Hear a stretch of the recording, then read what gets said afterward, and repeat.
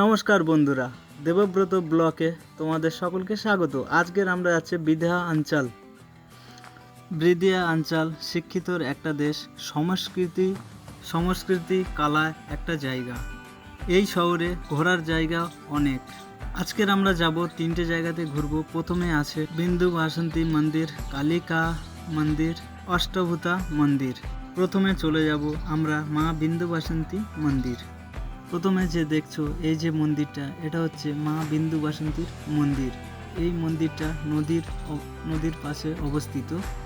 এটি একটা হিন্দুদের মন্দির, মা বিন্দু বাসন্তীর মন্দির।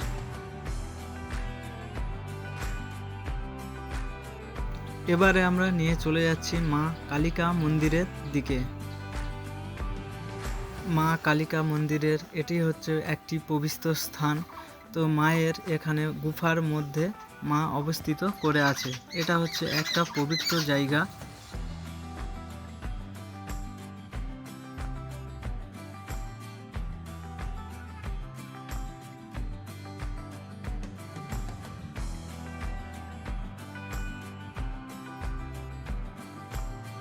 এবারে আমরা চলে যাব অষ্টভূতা মন্দিরের কাছে। অষ্টভূতার মন্দিরের এই মন্দিরটা হলো আমাদের পবিত্র একটা জায়গা আর পবিত্র স্থান। মা অষ্টভূতা ভগবান কৃষ্ণর বোন ছিল।